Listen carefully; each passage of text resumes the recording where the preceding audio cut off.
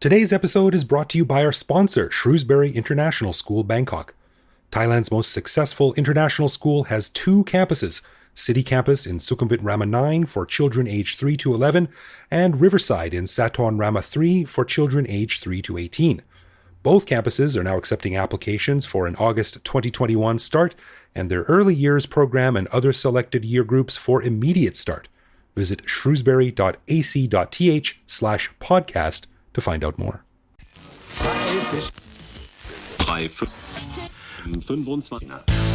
On this episode, we talk to Jack Thomas, founder and CEO of Base Fitness, about the evolution of the healthy mindset in Bangkok. So if you have been, are, or want to get fit and healthy in Bangkok, you'll love this episode of the Bangkok Podcast.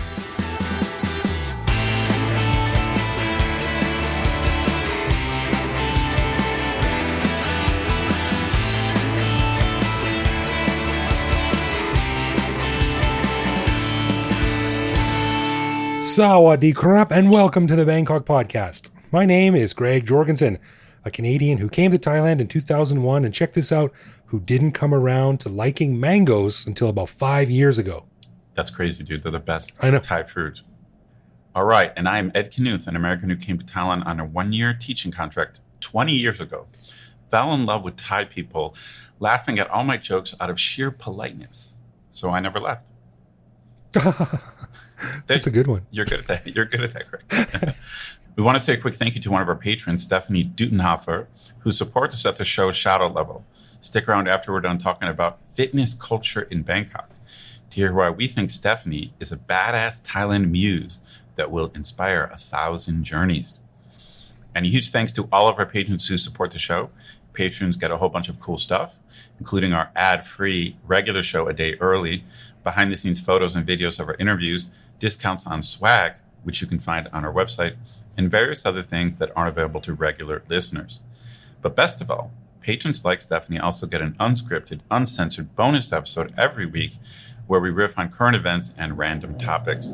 We just finished recording this week's bonus show, and we chatted about Thailand's swanky new STV visa, which has just been postponed 2 days before it was about to launch, and a bike ride that Greg went on that started with his friend falling into a klong and went downhill from there. To become a patron, head to bangkokpodcast.com/support. Yeah, that was a gnarly ride. A good one for me, not so good for my friend. Anyway, before we jump into it, we have to mention a few quick social media things. First, over the past few months, we've gotten a couple of messages asking us if we are on Instagram, and the answer is no.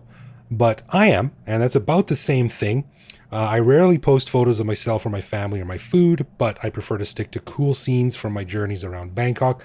So if you're into that kind of thing, my Insta tag is BKK Greg. Do I sound like a teenager there, Ed? You are so hip, dude. Totally, man. I'm tubular. And while we're talking about reaching out, again, if you have something to say, a joke to tell, or some feedback on the show, become our friend on the Line app and send us a voicemail, which we might play on the show. For sure. Alrighty then, on this episode, we are sitting down with one Mr. Jack Thomas, founder and CEO of Base Fitness, an award-winning gym with several locations in Bangkok. We wanted to get Jack on the show because if you've lived here a while, you remember when fitness in Bangkok meant high-pressure sales tactics and cheesy, inconsistent deals to stuff as many people into a gym as possible, no matter the cost. Kind of imploded a couple of years ago, and it's taken a few years. But the attitude towards a healthy lifestyle in Bangkok has matured a bit since then, in part due to facilities like Base that offer slick gyms and ripped trainers, but also due to grassroots movements that often harness social media to do everything from organize public fitness events to helping small health-based businesses operate with very little overhead to simply showing off your guns to motivate others. In short, getting fit in Bangkok now is a much different experience than it was 10 years ago. So to discuss what happened and why, here's my conversation with Jack Thomas.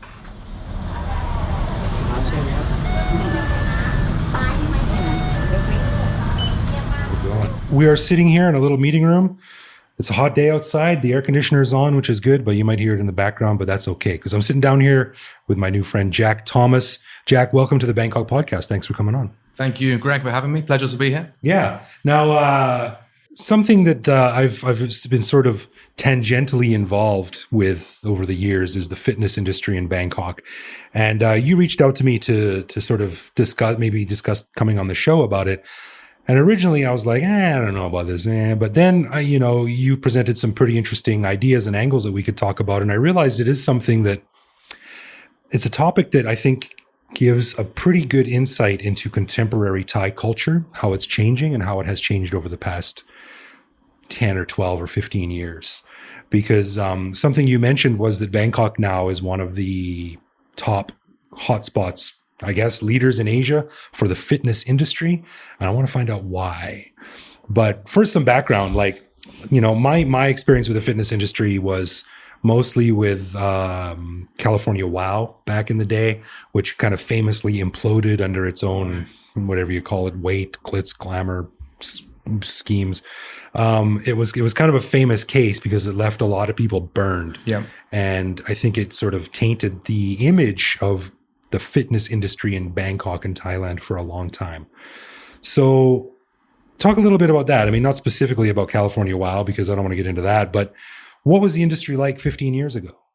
It's hard to talk about the Thailand fitness industry without mentioning California Wow. They Right. were a pivotal player. They did cause, I would say, a seismic shift in the fitness industry, which I think, people are somewhat still feeling today, actually. Right. So I've been in Bangkok for about 15 or 16 years. So I feel very fortunate to have arrived in Bangkok at a time when there was no real fitness industry. And so I've kind of witnessed and also now been a part of the growth of what is now a booming fitness industry. When I first arrived here, there was no chain gyms, really. It was all just hotel gyms. There's one called Clark Hatch, which I think is like I used to go to first Yeah. gym in Bangkok. I was in my best shape back in the day when I was living on Petbury Road, and there was a Clark Hatch place in Chani Sarah Song on Petbury Road, and I used to go there every morning. And I was in good shape, and then my membership ran out, and a Burger King opened up the road, and it was just a slide downhill from there. Well, I think they're still around, Clark Hatch, I believe. But also it was hotel gyms then as well. Yeah, so like JW Marriott, for example, near Nana, still a thriving gym now, but that's been around for like 30 years or so. Right. So when I first arrived, there was no real sort of chain gym like, your Virgin Actives, your Fitness Firsts, nothing like that. And then California Wow came in, screaming and shouting quite literally on the street. They would have Yeah. the music pumping, like Euro house music at like 200 decibels. Yeah. With the consultants kind of ushering you in. And then if you did make the mistake of stepping in, they would kind of sit you down and surround you until you got your credit card out. That's exactly it. And it seemed to me that before California Wow came in, the fitness industry in Bangkok was sort of very rough around the edges. There was not slick at all. It was the opposite of slick, whatever that is, unslick. And then California Wow came in, and it seemed to me that it sort of forced the industry to be slick. Yeah. It put a nice suit on it and dressed it up. Slick's one word, loud, obnoxious, Yeah, kind of okay. in your face, brash. Yeah. But they were doing something. It was the birth really of the fitness industry, I guess, in its current form, which was someone coming in and treating it like a proper business, trying to drive sales. I mean, the actual foundations of the business wasn't too bad. They had spin classes, they had yoga, they had all the machines. When new equipment came out, they did invest in that as well. So they were actually doing a lot of things right. And that for me is kind of one of the tragedies of the business, really, is that they could still be thriving today. They could have been an absolute main player now, Right. if they just kind of played their cards right in terms of how the business was structured and the financials behind it. But of course, it didn't last for very long, unfortunately. Yeah. And I think everyone involved suffered quite heavily. From my perspective, when they sort of exited the scene, there was a giant smoking hole left, and there wasn't really anything to fill it for a while. Well, am I right? Am I wrong in that assessment? So by the time I guess if anyone doesn't know, they went bankrupt quite spectacularly. Yeah. And it kind of happened country by country.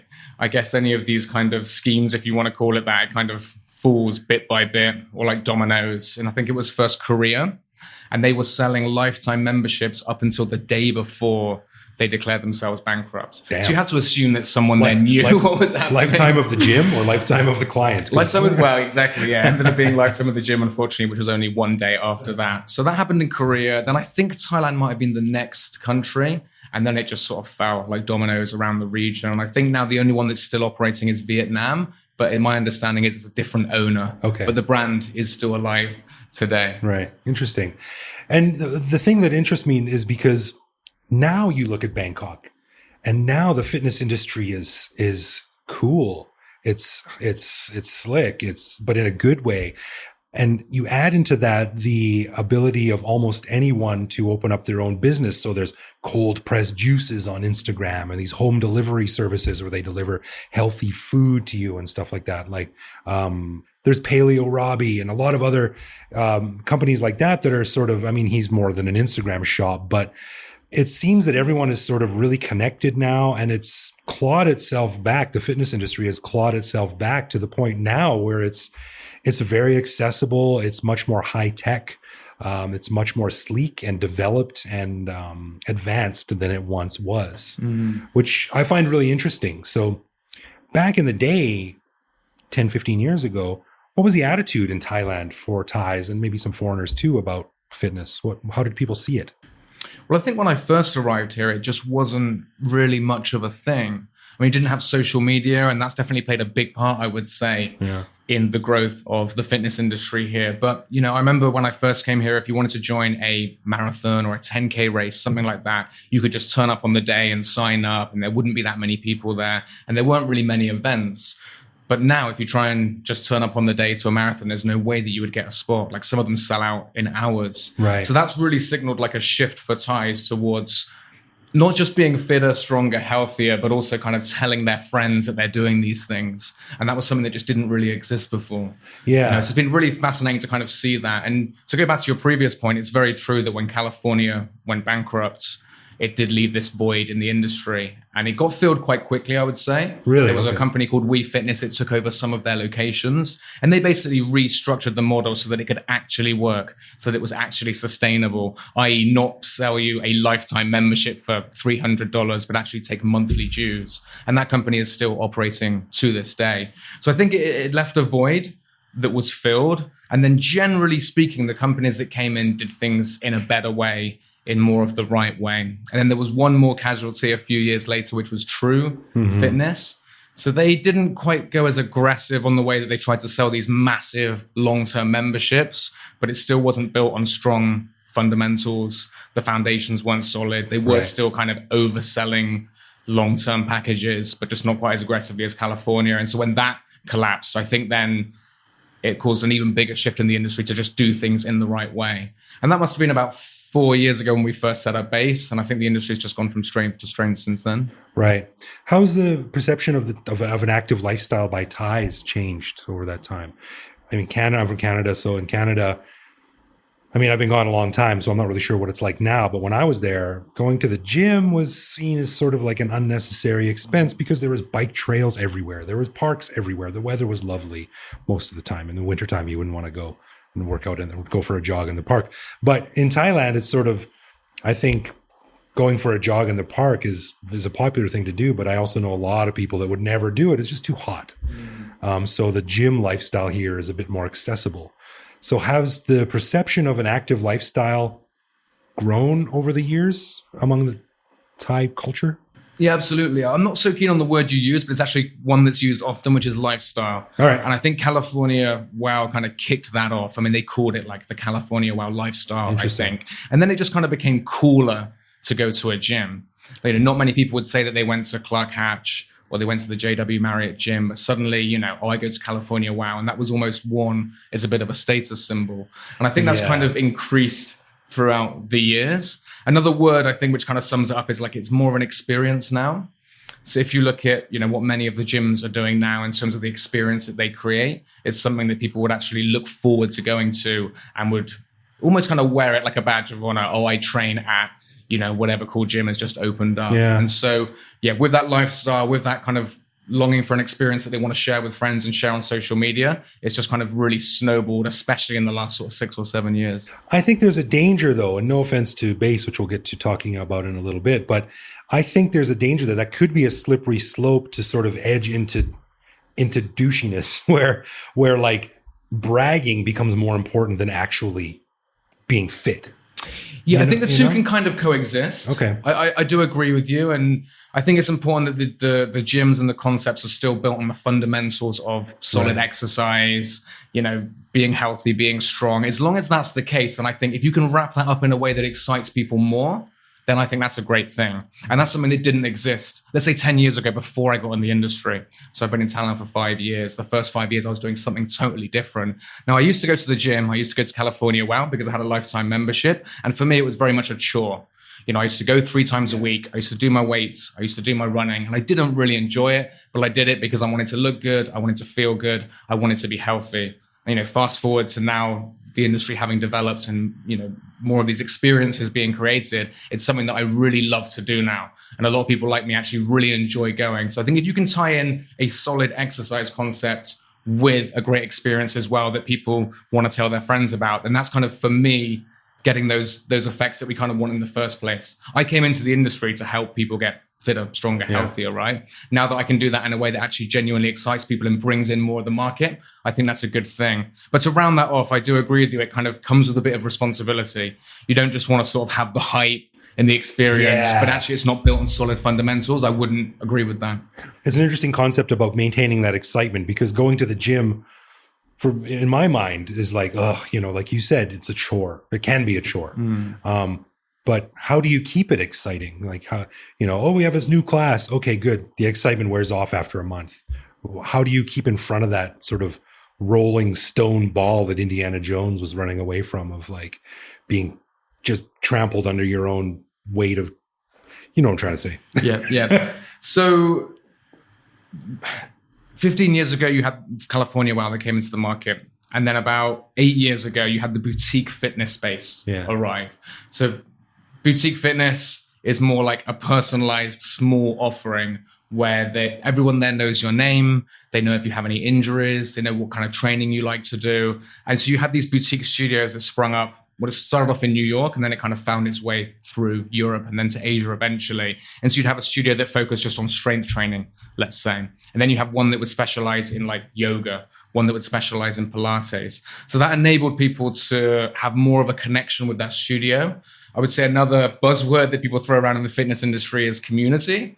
And so CrossFit were one of the leaders in that. So rather than just, me 15 years ago going and doing my weights, doing my running and getting the hell out of there, now people would go to a smaller studio where people knew their name, they knew any kind of injuries they had, they knew what kind of training they liked to do. Not only that, they would go for beers afterwards, they would have events at the gym, and it kind of became that like third or fourth space. You'd have home, work, maybe like religious institution, and then your gym as well. Some people might think they're the same thing. Maybe, yeah. So it became sort of like they added a social element to it too. Absolutely, yeah. And so for me, that's a good thing, because it's encouraged people to do the things that they should have been doing anyway, which is being more active, being stronger. Anything that encourages that, I think, is a good thing. Right. Another thing which I think gets people coming back is if you have something woven into your concept that kind of makes it a little bit more sticky. Something like, if you look at Fitbit, for example, so it would show you how many steps that you're doing each day, right? And so that kind of encourages people to walk more. Now you have concepts within fitness where it measures your heart rate and it tells you how hard you're training comparable to your current fitness level. And you get points based on that. We've got something at Base, which is more performance-based metric. So you kind of have these goals, these levels, these targets to aim for. And you can call it like, gimmicky, if you will. It could be seen as that. But again, I do think it's a good thing if it encourages people to exercise more or to work out more. The Fitbit thing, if you're motivated by numbers and by goals, and you want to hit that 10,000 every day, or you want to do more steps than your brother back in Canada, for example, then I think that is a good thing. And that's really a massive shift that we've seen in the industry. That wasn't really a thing 10 or 15 years ago. And so more and more, I guess it's just like the beauty of a free open market. More and more businesses now are trying to come up with more innovative, cool, fun ideas to bring more people into the industry. Right. But the end result of that, which is great, is more people are active. And that's definitely something that we are seeing in Thailand. More people are active. People are generally fitter. I believe, don't have the statistics on that, but certainly people are more active than they were 15 years ago. Well, you only had to go to Lumpini Park in the mornings to see that. It's packed. Right. But it didn't used to be that packed. No, really. 10, 15 years ago. Busy, but not like it is now. You can hardly even run there in the mornings. Right. I remember I used to run there back in the day when I had free time before I had a kid. And I quite enjoyed running actually. But there was one guy there who would run, and he used to get a spare tire and tie a rope around it and a rope around his waist. I think I've seen this guy. And drag this tire behind him on the ground. Dude was badass. Like, Yeah. I mean, you got to admire that. You're speaking of steps. I just opened up my app here on my phone, and I've taken 6,169 steps today. So that ain't too bad. Well, there we go. Most I've taken all this week. So it's... For me, that's one of the things that smartphones can be good for. There's certainly a lot of things that it's not good for, but if it can encourage people to be more in tune with what's healthy, or if it can encourage them to be more active or to take more steps, right, then I think that's a good thing. And that shift towards technology is certainly increasing. We're seeing Amazon jump into the market, Google, Apple. There's a lot of interesting things happening worldwide in fitness tech. Right. And especially now with everything that's happened with COVID, there's a shift now towards like online digital fitness. So there's just more and more options, really, options that just didn't exist, you know. Yeah, COVID is just smashing down all kinds of barriers and opening all kinds of weird doors. It is. So let's talk about Base then a little bit. That's you're the founder and CEO. So tell me a bit about how it works and what it is and where it is. So I left my previous company that I was working for about 5 years ago now. It was in January 2016. I was with that company for about 4 years. We were kind of one of the first boutique studios in Bangkok. Had a great 4 years there and was just kind of ready to do my own thing, really. So I resigned January 2016. August 2016, we opened our first location next to Tonglo BTS. Then a year later, we opened up in Saturn, which is where I met you an hour ago for the first time. And then a year after that, we opened up in Amarin Plaza, which is connected to Chidlom BTS. Okay. So there's been ups and downs along the way for sure. The first 6 months especially were quite difficult for us, but things have generally gone pretty well. We've got an eye on the future. We're looking at other fitness markets around Asia. And I'm just excited to be in this industry. I was doing something that I didn't really enjoy before. Back in the UK, I had a corporate job, which I hated. So I'm just very happy to be in an industry that I really believe in, that I really think does a lot of good. So yeah, that's with an eye to the future. I would love to be a trainer, but if I walked into the room and people would be like, oh, damn, what's going on here? I don't think I have the... We're always looking for new trainers. So if you want to shift in career, just let me know. Well, if you need anyone to teach classes on napping, I'm all ears for that. It's an important part of fitness. So I need to get your naps in. That's right. Now, Base is a pretty slick operation. And for someone like me, it can be a little intimidating because I just met you downstairs. And, you know, the staff, the front desk is all beautiful girls in tight Lycra, you know, and I'm not a fit guy. How do you overcome that? Because, and again, I'm not saying this in a negative way, but it can be seen by some people, I imagine, as something they're not, it's sort of like they're too nervous to get involved. They don't want to go in and talk to these people. They don't want to go in and talk to all these like super fit experts because they're not fit, they're not in shape, and they don't know how it works. It's certainly a barrier that we have to overcome. Like, Base is for everyone, and we try and get that message out as much as we can. I think a mistake we made at the beginning is it was a bit too much like ripped guys doing these incredible like human flags on our social media and, you know, really hot girls. So I think that excluded a lot of people. And that wasn't really what Base was, even from day one. We had many different types of people coming. You know, some of our clients were like 50, 55, joining classes and actually getting great results from it. So we did want to get that message out more that it was for everyone. So we kind of tweaked our marketing a little bit. We made sure that we told the stories of people that were overweight and 45 years old that came in and that they got results. And that kind of helped to open the door a bit more. Your Instagram page is a lot like that. I checked it out, and it's really cool because it's not just like Cirque du Soleil acrobats looking all superior. It seems to me like just stories of regular people. Like, here's Somchai, here's what he's doing, here's what he did, and things like that, which is great. And that goes a long way to making it more accessible if you can see regular people doing it. Well, every now and again we get a case that makes us really understand and see that Base is for everyone. So there was a friend of mine that was trying to get to come in. He just didn't want to do it, said it's too expensive, didn't really understand what we did, but said he needed to be more active and he was trying to go to the gym and stuff. So I said, look, I'll give you 10 sessions. If you don't use those 10 sessions at Base, you've got to pay me for the package. If you do use them, you get them for free, and I'll give you another package on top of that. So kind of like bribing him in a way to actually come in and use it. And so he came in, did the 10 sessions. I gave him another 10, which he did. Then I gave him a cheap rate to carry on. He still trains to this day. But what got me thinking about that is if I hadn't given him that deal, there's no way he would have done it. So then Right. it just got me thinking, right, we need to somehow inspire all different types of people to come in and to give it a go. And to be honest, it's not going to be for everyone, right? You are training with other people, the music's up loud, the trainer's running around. They are going to kind of help with your form and stuff, but that environment might not be for everyone. But for my friend who didn't think it was for him at all, it just took him being kind of pushed over the line to kind of help him get started. Yeah. So I think it's something that people have just got to, whether it's base or whether it's anywhere else, just give it a go. Just commit to like a month or a couple of weeks, do 4 or 5 sessions, 4 or 5 classes, and just see if it's for you. If it's not, try one of the many other options in the industry. And to be honest, and I've always said this, you don't necessarily need to spend money. You can just go to the park and do it yourself. But if you're inspired by the environment at base or at any other gym, and that helps you get to your goals, then I think it's a worthy investment. Right. And I wonder about that often too, because like, why would I go? And again, I'm not singling you out here, but why would I go to an expensive, slick gym when I can go to Lumpini Park and pay 20 baht a month or whatever it is to lift buckets of cement?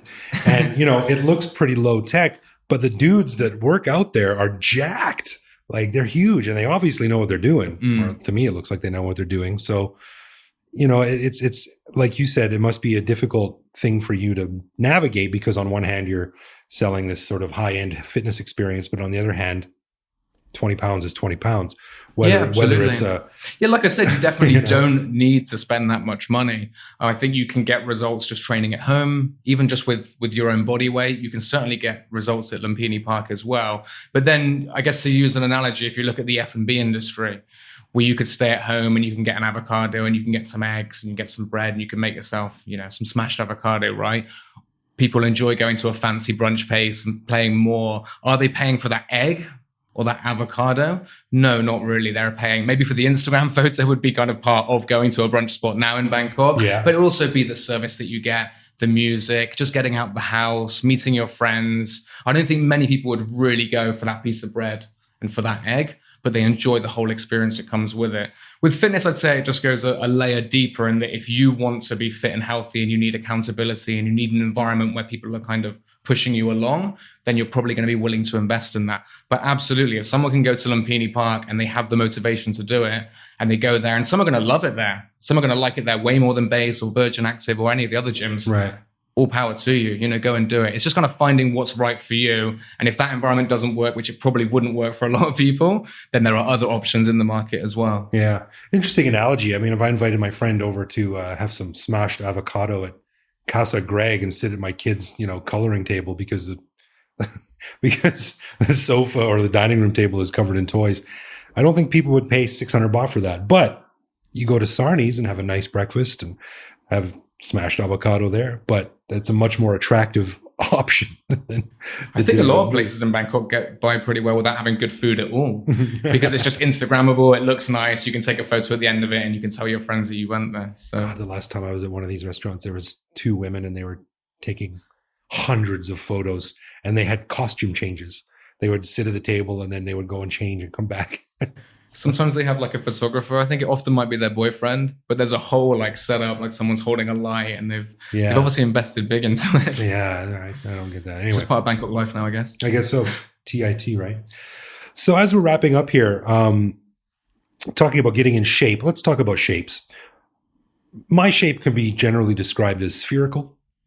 You are more of an upside down triangle kind of guy. I used to be in much better shape than I am now. I've always been a big guy, but before I had a kid, I would bike a lot. I would swim a lot.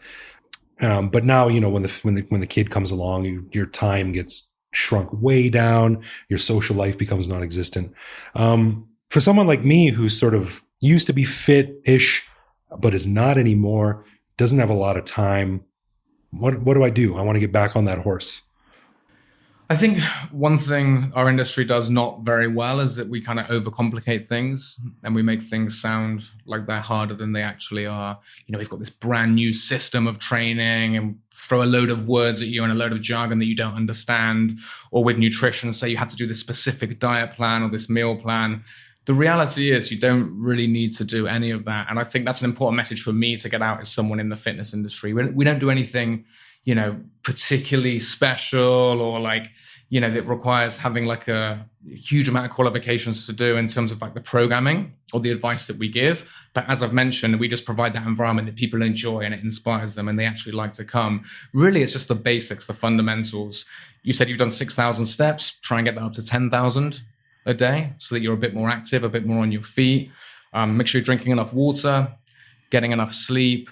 Definitely doing some form of resistance training is really important. Just some kind of weights. Again, doesn't have to be anything particularly special, just some push, pull, lower body movements. You can just get a basic program online for that. And then some kind of pulse raising activity, as I think the Canada and UK governments call it, pulse raising 3 times a week for half an hour. Is that what they call it now? Something like that. So yeah, it's part of the food triangle and those kind of guidelines that they give for everyone to follow. But basically some sort of cardio work. It could be a jog in the park. It could be a circuit training class at the gym. It could be cycling. It could be running around with your kid in the park. Really anything that just gets the heart rate up a little bit. And then when it comes to nutrition, don't eat too much. Try and focus more on whole foods. So try and stay more away from processed foods. 10 to 20% of the time, pretty much eat what you want or drink what you want. But most of the time, stick to avocados, eggs, anything that our great grandmothers would have whipped up to eat. I think is a good way to go. Honestly, you do those things and you're going to be fine. But now in today's world and today's society, I think that's quite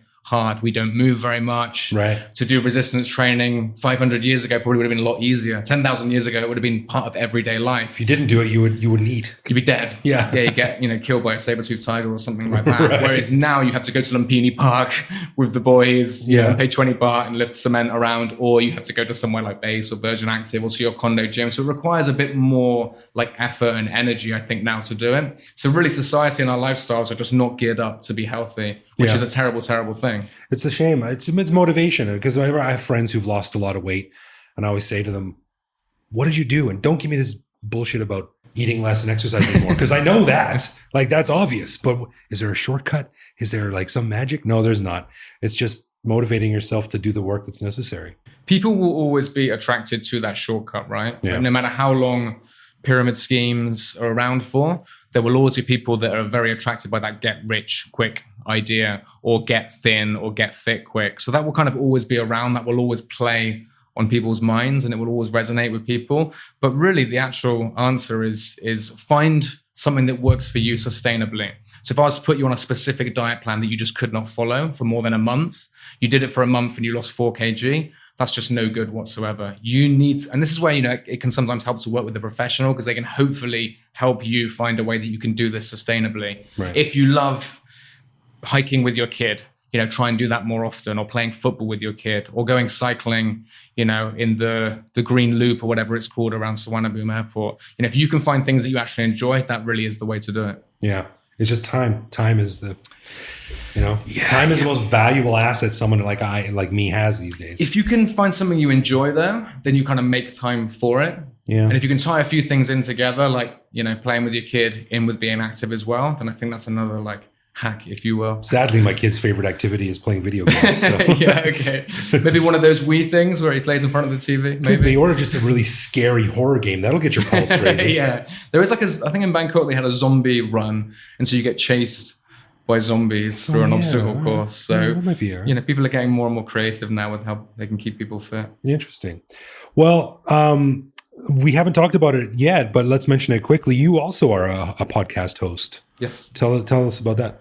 So I started running the Fitness Business Asia podcast 2 years ago. I started it as a way to improve my public speaking, because I used to hate public speaking 10 years ago. And I was starting to get more comfortable with it, but I kind of wanted to take it to another level. And then I really just used it as like a networking tool. So just an opportunity to meet other people in the fitness industry, an opportunity to get Base's name out in my own name. And it's been awesome. I made a commitment, like yourself, in 2016 to do weekly episodes. It's a pain in the ass, isn't it? It's a pain in the ass, but once you say you're going to do it publicly, there's much more chance that you'll actually do it. And then once you get in the rhythm, it just seems crazy to miss a week. Yeah, right. And that's another tip actually for staying healthy or to sticking to a routine. It's how the whole world you're going to do it. And then you'll feel like a prick if you don't. So announce on social media, right, I am going to exercise 2 times a week. If you see me, grab me and ask me if I'm actually doing it or not. I've thought about That's a doing good that. way to keep accountable. It works. Putting like a shirtless photo of me on Instagram with like my fat, pasty body and being like, hey, I'm losing weight. Everyone get behind me. I just don't want to do that. But It works, really. I'm Because sure it then when would. people see you, they're going to ask you about it and you don't want to tell them that you've given up. So there's another little hack there. But for me, committing to do it every week was a big deal. Then we started to gain more traction, started to get more speaking gigs from it as well around Asia, which was quite cool. Met some really good friends. I made some good, solid business connections. And also it's been good for the team at Base as well, because some of them say they want to learn more about the business side. So the first thing I say is, well, listen to the podcast and let me know if you have any questions and we'll go from there. So you kind of see who's serious about learning more about the business side and Right. who isn't. And then the second podcast we started was the Build Your Base podcast, which we actually started during COVID. We wanted a positive, good news story to get out. We wanted something that would kind of help people get through that time. So whilst we were in lockdown, we had a bit more time on our hands. It was a project that was on the back burner for a while. So we decided to invest in that. And so we interview the coaches, we interview Bangkok athletes, nutritionists. We do a few solo podcasts as well. So it's been a cool. lot of fun. all right. So if people want to find those or learn more about Base, where do they go? Yeah, basebangkok.com, Fitness Business Asia. You can just search that anywhere. Build Your Base podcast. You can find that anywhere easily as well. For myself, LinkedIn's probably the best spot. Jack Thomas. Just search for that and you should be able to find me. Happy to connect with anyone who wants to reach out. Yeah, look for the upside down triangle. That's right. All right, Jack. Well, thanks for talking, man. It's really interesting. And it'll be interesting to see how the industry develops over the next 5-10 years. Hopefully there's not another gigantic implosion. But it's great that the sort of active lifestyle, I don't know to use that word, is becoming much more widespread and just the thing that people just do. Yeah, I hope it continues. I really do, especially with everything that's going on now. I think people are definitely prioritizing health and fitness. I think they're kind of looking to the future a little bit more and say, okay, if COVID-22 comes, I want to be physically ready for it. So I think that's, I think it's going to really spark a shift worldwide towards people being fitter, stronger, healthier, more active. I think that's only a positive thing. I'll try and play my part in all of that. So we'll see how it goes. Yeah, I'll try to get back on that horse and see if I can get back into my old shape. But we're not getting any younger. No, if you want to come to Base, let me know. Shout you a few classes. Yeah, maybe get I can go involved. say hi to your secretaries and your receptionists down there. Let's do it. All right, thanks, man. And I will see you soon. Thank you, Greg. Appreciate it.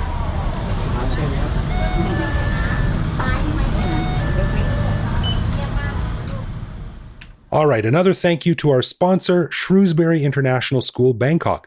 If you're looking for a leading international school education for your child in Sathorn or Sukhumvit, they have 2 campuses accepting applications now. Visit their website at shrewsbury.ac.th/podcast to find out more.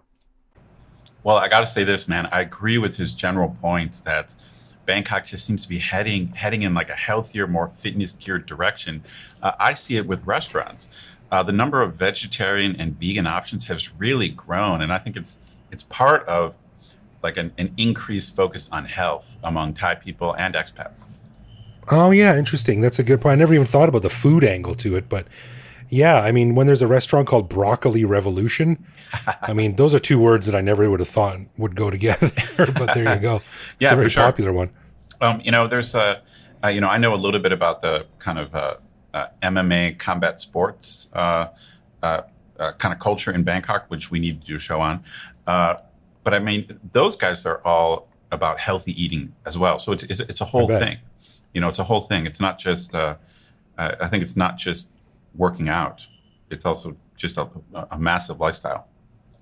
Yeah, and when Jack and I were talking, I brought up that word, and he's like, I don't like that word lifestyle. I get it. It's kind of like the word influencer now. It's been done to death, but Right. but yeah, call it what you want, a way of living or whatever. But it's much easier to do now than it was before. Yeah, definitely. And Bangkok seems to be leading the way in Southeast Asia. So look at that. We're the hub of fitness. It could be worse. Things could be worse. The hub of hubs. Okay, let's get into some love, loathe, or live with, where one of us picks a particular aspect of living in Bangkok, which we then discuss and decide if it's something we love about living here, loathe about living here, or have come to accept as something that we just have to learn to live with no matter how we feel about it. And this week it is my turn to throw something at you, Edward. All right, hit me. Well, just before the show started, you were very noisily eating peanuts right into my ear holes. If you do say so yourself. Yeah. So have you ever had the steamed peanuts that you can buy on the street from vendors here? Loathe. Loaf. You know exactly I what don't I'm like talking them. about, right? Yeah. So yeah, steamed nuts. The bottom line is if they're lightly steamed, it could be okay. But I think they're sitting on the side of the road for a long time, and they just are kind of soggy. Yeah. Yeah. No, if you don't know, listeners, it's like they take the peanuts in the shell and they put them in a bamboo basket over a pot of boiling water, and the steam just sort of makes Yeah. them soggy over however long it Yeah, takes. it makes them mushy. To me, nuts are supposed to be like crunchy, not soft and mushy. Yeah, it's kind of like if you got some like not very good peanut butter and put it into the shape of a peanut and then put it in a shell. That's kind of like what you're eating, and you're like, why am I eating this? Yeah, it's funny. In general, I'm a big fan of Thai street food, like almost everyone else. I can't eat so much anymore that I'm doing my veggie thing, but in general, I love street food. But I did learn over the years that there's just certain select things that just don't work for me. Yeah, I first time I tried them, I was a hard loathe, but I've kind of come around. I'm gonna have to go with live with, I guess, because I don't loathe them anymore. But when I walk by some on the street, I don't stop to get them. Right. No, I never liked them. I think I had them a couple times, and I was like, nope, I'm done. So I'm going to go loathe on this. Good question, though. All right, you're loathe, I'm live with. Okay. All right. So as we mentioned at the beginning of the show, we'd like to say thank you to Stephanie Dutenhofer for lending us her support at the show shout-out level. Greg, what did you find out about Stephanie? Well, Stephanie got back to me, and she told me something about herself that I think is just absolutely badass. And I think that she is a good role model as we get back into the normal world now and people start coming back into Thailand and traveling around. Hopefully, yeah. I think Stephanie's a good example to those who might be a little bit scared to get out and face the big bad world on their own. Because check this out. She says, before last April, I'd never been outside of the US or even on an airplane. Whoa. Yeah. Isn't that weird? That is but weird. Well, maybe not weird. Maybe we're not judging. We're not plane shaming anyone. But but she said, I decided to go to Thailand for 2 weeks over Songkran. Ed, she'd never been on a plane. She came to Thailand for Songkran, the craziest time of the year. That is intrepid. That is quite adventurous. It's badass. She said, despite never traveling to any other country to see if I might like it better, I've committed to moving to Thailand, hopefully to work for the UN or other NGO working to eradicate gender-based violence. Whoa. Like there's nothing bad about this. Nothing. Agreed. That's pretty badass. She said, I currently work 2 jobs in the field of sexual assault, providing advocacy to sexual assault victims and coordinating a teaching program for sexual assault nurses. I mean, Stephanie, do you do anything that's not awesome? Like that doesn't better humanity? And she gave us an idea, Ed. She said, I would love to hear an episode about the sexual assault response in Bangkok because I can't seem to find much on the internet. Now, you and I have talked about getting a show like someone from one of these organizations that helps retrain ex-sex workers to get back into the workforce and stuff like that. Yeah, sounds like a great topic. Yeah, it is something we've talked about over the years, actually, but we've had some conversations with a couple of organizations, but nothing's ever really gelled. Right. But it is a very important topic, and it's one that we will do. We just need the right contact, right? Yeah, we just need the right contact and the right context. So, Stephanie, thank you for your support, and we're a little bit in awe that you did. It's like, well, I've never been in an airplane, and then I went skydiving. Like, that's about as crazy as you can get. So we're glad you made it over here and had a good adventure and fell in love with the place enough to come back. When you do come back, let's sit down, have a beer, and maybe you can tell us what your next crazy adventure is going to be. Maybe like you can't swim, but you're going to go scuba diving or something like that. All right. Thank you, Stephanie. Okay, a final thanks to our patrons who support the show. Patrons get a ton of cool perks and the warm, fuzzy feeling knowing that they're helping us support the show. Find out more by clicking support on our website. And connect with us online. We're Bangkok Podcast on social media, bangkokpodcast.com on the web, or simply bangkokpodcast@gmail.com. We love hearing from our listeners and always reply to our messages. True that. You can also listen to each episode on YouTube, chat with us online, or even reach out to me directly on Twitter or Insta, where I am BKK Greg. So thanks for listening, everyone. Take care of yourselves and your families. We'll see you back here next week. We'll see you next week.